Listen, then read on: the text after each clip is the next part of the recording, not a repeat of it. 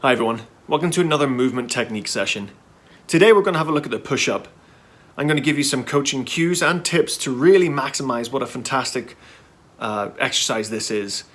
Because as you have heard from PJ last week, there's going to be a lot of these bodyweight exercises going around and being prescribed to people at home without any kind of supervision. So we want to make sure that you have a real good handle of what it means to do a perfect and a very effective push-up.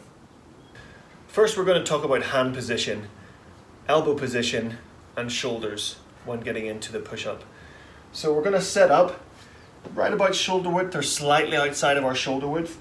I want you to really splay your fingers, trying to maximize the amount of space that your hands take up on the floor.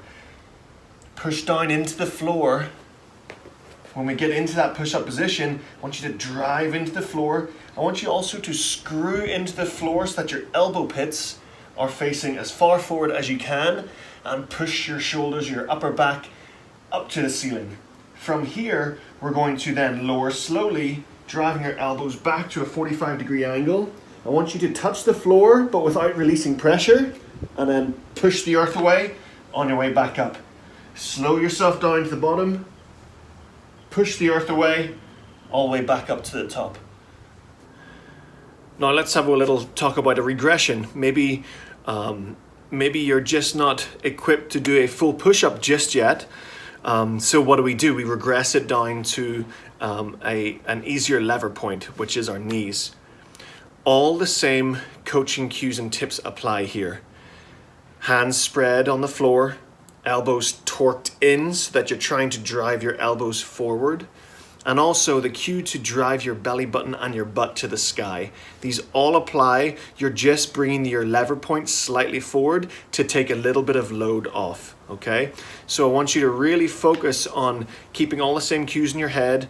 Range of motion is also really important. So make sure we're going down, chest is touching the floor and driving all the way back up to the sky. We just had a little look on a regression. So let's go ahead and move it forward and have a look at a couple of things we can do to progress or to challenge this push-up a little bit more. Number one is going to be full range of motion with your hands away. So if you look here, I'm falling to the floor, my chest rests on the floor, my arms and my hands come away from the floor, and then I push back. This is an engagement, disengagement. This challenges you on several different areas, range of motion, shoulder mobility, and also the idea to disengage and re-engage your whole kind of chest, shoulders, abdominals, etc. So this is a good way to increase your range of motion in the push-up and just to challenge you a little bit more.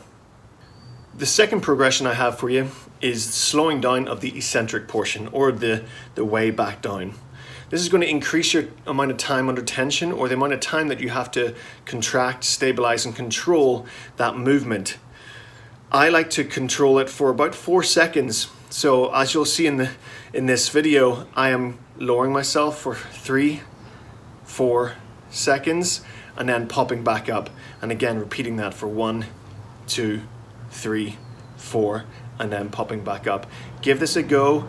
10 reps this way feels about 30 reps of a normal push-up. A common mistake that I find a lot in the push-up is when people try and push their chest off the floor, which kind of looks like a peeling of a band-aid. So if you notice here, my chest is raising first and then my butt catches up. Now, one of the coaching cues that I use to try and help people connect the whole body in a push-up is I tell them to push their belly button and their butt to the sky. So notice now, contract your core, engage your butt, and now push yourself away from the floor to the sky.